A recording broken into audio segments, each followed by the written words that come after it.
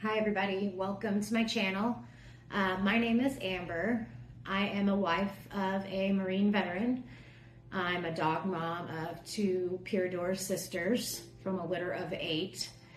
They're about 1.5, and I'm also a medical anomaly. I've got quite a few varying conditions, and that is why I'm making this channel.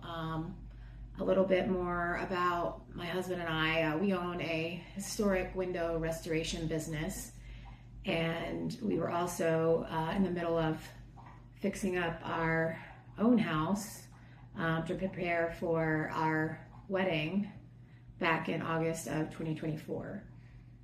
We had been married for a while at that point, but we had never, taken our vows and all of that in front of our family and God and everything. So we decided we wanted to have a wedding and have it in our backyard. And this is when everything kind of, came crashing down with all of my symptoms. One thing after another. Back in August of 2024, we were planning for the wedding. So since then, he and I have become pretty avid researchers and have collected a list of diagnoses for me. A lot to do with my husband's research in the beginning, and then after that, I kind of got hooked on it myself, and I've been nerding out, and I just thought maybe we could, help you guys out. Some of you may be struggling to get diagnoses, or maybe you are diagnosed and, you are struggling to decide what course of treatment you want to get and what's safest or best for you. And we have not chosen to go the conventional route for me and my treatments. So that may be of interest to some people. Anybody who's interested in avoiding surgeries or trying to actually get to the root cause of your condition. So anyways, a little bit more about me and all of my conditions. The main top tier of my diagnosis tree would be the hypermobile hEDS or hypermobile Ehlers-Danlos syndrome. I haven't gotten genetic testing, haven't felt the need to. We tried in the beginning, and I just kept getting pushed with the referral over and over. Insurance wouldn't cover it. And then when they decided to cover it, then the facility was no longer taking patients, etc. And we are pretty convinced it's the hypermobile type. I have been checked out by a cardiologist, and my heart's good to go. I'm not too worried about, the vascular type or anything like that. You may hear my dogs barking from time to time. But anyway, so that's the core of the condition, hypermobile EDS. I've also been diagnosed with POTS, or postural orthostatic tachycardia syndrome. That is, in my opinion, compared to some of the people I see, my POTS is fairly mild, I would say, or moderate. It's not super severe, but it is a constant day-to-day issue, being upright and keeping my, heart rate in check. So there's that. And then the other thing is mast cell activation syndrome, or MCAS.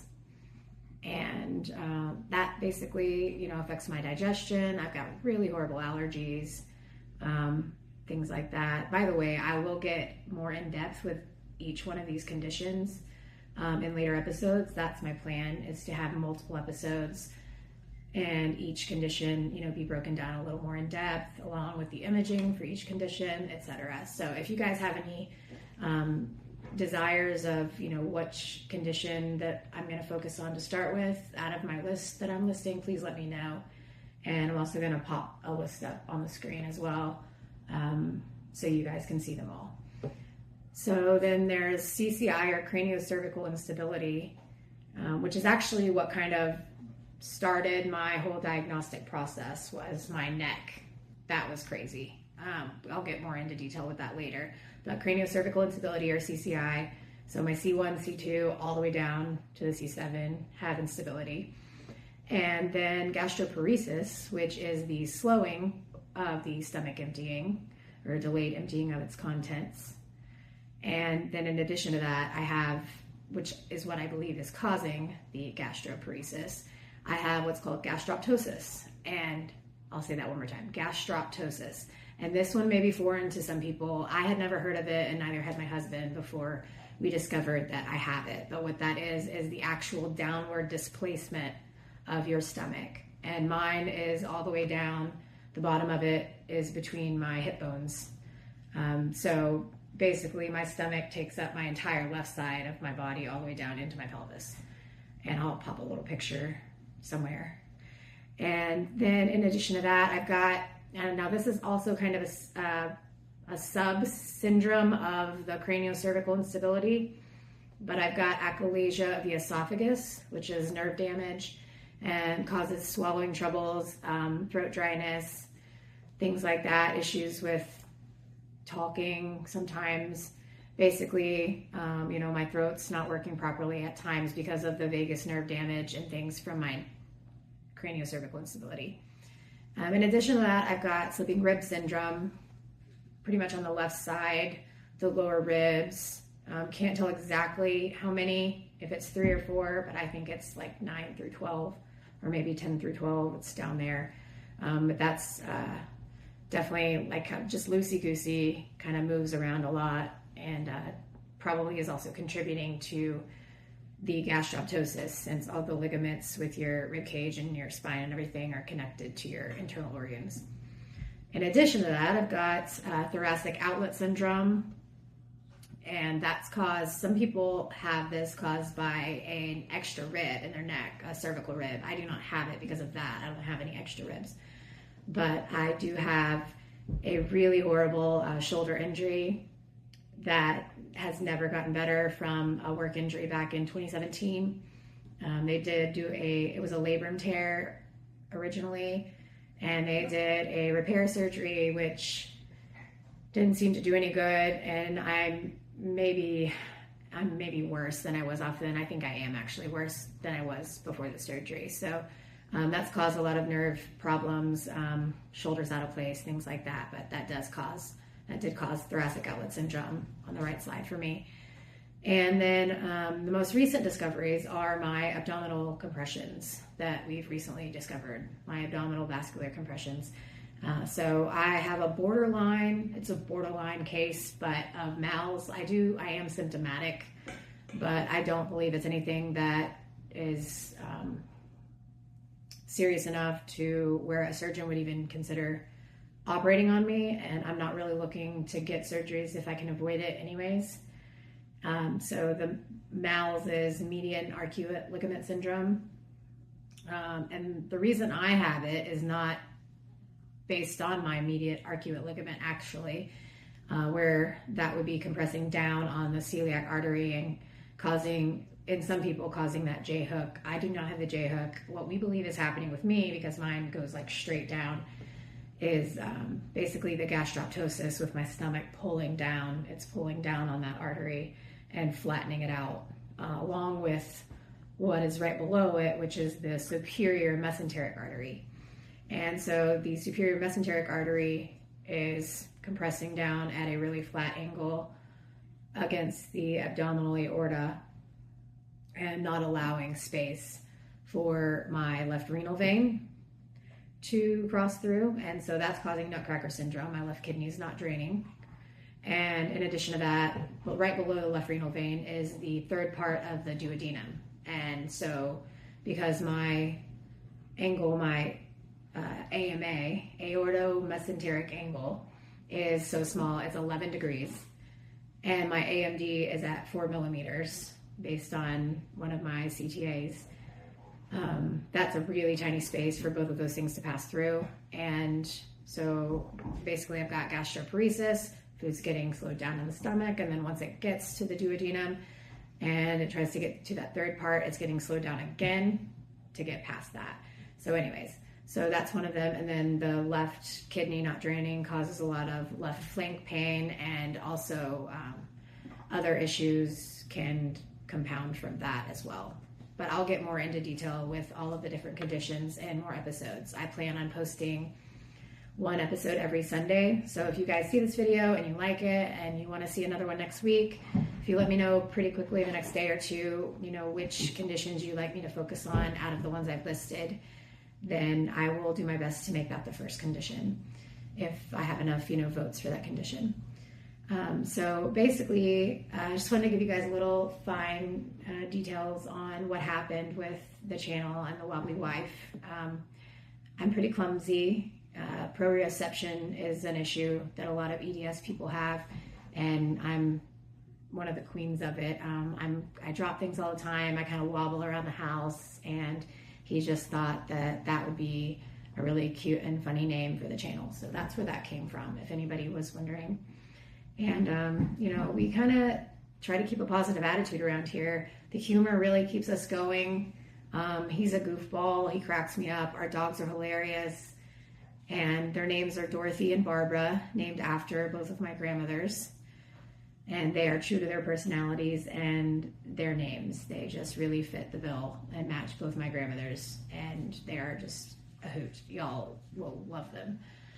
And anyways, but I just wanted to give you guys a little more personal information about who I am. And I'll pop a little picture up of me and my husband at our wedding, and then another one of him and the dogs, so you can kind of see that we're like real, just normal, homey people.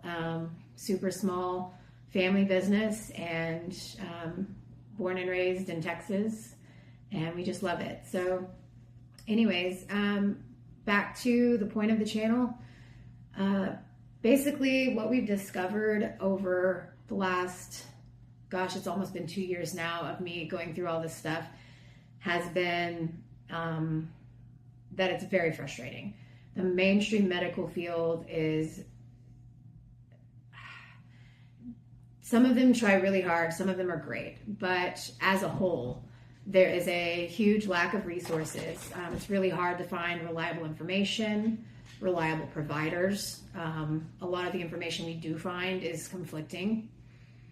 There are, multiple patients that are forced to become their own advocates and do their own research and teach themselves, and they have no choice but to just advocate for themselves and fight for themselves. And that can be so exhausting when you are already exhausted from being sick. So I just wanted to share what we have learned, and it's been a lot, and see if that, could benefit any of you guys. And also, if y'all have any questions about specifics, send them in, and we will do our best to find the answers for you. Keep in mind, I am US based, so as far as the medical field and the medical community, that is what we're talking about, is the United States community. A lot of these treatments are available in other countries that I'm going to be talking about, but as far as the resources I'm aware of, I'm more in tune with US stuff. So just so you guys are aware, but I'll do my best to help wherever you are. Just so, we can kind of cover some of the key points that, I've gone through with some of the providers. I've been dismissed. I've been told it's anxiety. I've been asked if I need to see a counselor, or, if I need psychiatric medication, for physical ailments. I've been told that, I was dramatic or attention seeking, or been made to feel that way, definitely. And this goes for a lot of patients and a lot of people I've seen on the Facebook communities. It's not just me, this is commonplace. So when I'm talking about myself, yes, I've been through some of these things, but a lot of people have been through all of them, and, all of these doctors that are treating us this way, which aren't all of them, but the ones that are, I hope maybe, can open their eyes, or maybe we can get the exposure out there, and maybe they're just, uneducated. A lot of doctors just don't understand connective tissue disorders at all. A lot of them, I've had to spell Ehlers-Danlos syndrome for them. A lot of them. So I know that it really is not in their curriculum. And, there's a lot of lacking in the specialists that are familiar with the complications and the comorbidities that come along with EDS. And that's super frustrating. And I've been given the runaround from vascular surgeon to GI doc to vascular surgeon to different GI doc, et cetera, et cetera. So I know that I'm not the only one. And so if we can all band together and kind of come up with a community and a list of providers that are well-versed and maybe pass information back and forth, we can avoid some of these unnecessary appointments and tests that they send us for. Speaking of tests, that's another thing that we've discovered is that the radiologists, for the most part, are not educated on the vascular compression syndromes, the abdominal vascular compression syndromes specifically, and maybe the pelvic ones as well. I'm not quite as familiar with those, but from our experience, none of the radiologists were familiar on how to read a CTA and what to look for MALS, for SMAS, or Nutcracker syndrome. Nutcracker is a little easier as far as just the stenosis, but SMAS and MALS for sure are vastly underdiagnosed, and they were both underdiagnosed or not diagnosed with me for the first 2 times. We had to get amendments to those reports. So I can teach you guys how to do that as well. I've had to learn how to get amendments to my imaging reports. So anyways, just on closing, just want you guys to know that, my mission here is to help you guys along the way and provide any information and resources that we have learned with our immense research in the past 2 years. My goal is to pretty much fully heal myself if I can without surgery. I know that's not an option for everybody, and I'm not here to, give y'all medical advice or anything like that. It's just anything I can help with as far as resources. That's what I'm here for. But for me personally, I believe that our bodies were designed to heal, and that our bodies can do incredible things, like rerouting your blood when needed, to, protect your heart, things like that. And so I am currently in a regenerative medicine program in Florida, and it's been providing me with a lot of relief, and I am truly seeing physical, tangible numbers and results that I am healing. So there are options besides surgery. It's not, quick and easy, get in, get out kind of a thing, but if surgery is not for you, there are other options. So I just wanted to let you guys know that I will be talking about regenerative medicine, prolotherapy, PRP, specifically for the upper cervical spine, which is not as commonly done as the rest of the body. And it takes a pretty serious specialist to do the upper cervical spine. So, but I am getting prolotherapy treatments throughout my entire body as needed, and I'll go more into that in future videos. And then the other thing is just what I've really learned is what's most important is to, yes, you need to look at the symptoms to kind of, see your puzzle and figure out what leads to what. But it's really important to get to the etiology of your disease. What's causing your symptoms? What really is at the root of everything? And if you can get to the root of that, then we can truly heal instead of just masking our symptoms. I think the mainstream medical community, big pharma, this is just my personal opinion, I'm not trying to get political, but I really do believe that they benefit from keeping people sick and keeping us on medications, and surgery after surgery after revision surgery after revision surgery. And I've heard so many horror stories of some of you guys, maybe even who've had to have so many revision surgeries or have had surgery and have not been healed after. And that just breaks my heart. Luckily, I have not had any major internal surgeries like that yet. I hope to avoid them if I can. But I have had 2 reconstructive surgeries, one on my knee and one on my shoulder, and neither one of them did me much good at all, if any. I believe the shoulder surgery actually made me worse. So that's just my goal here and my passion. And thank you guys for tuning into my channel. I plan on releasing one every Sunday, probably right here from my kitchen. I've got Dorothy walking in here to check in on me. She is actually my medical alert dog by accident. She started naturally alerting to my POTS and my migraines. So she's a blessing. Anyways, thanks guys for tuning in. I plan on doing another one next week, and see you then.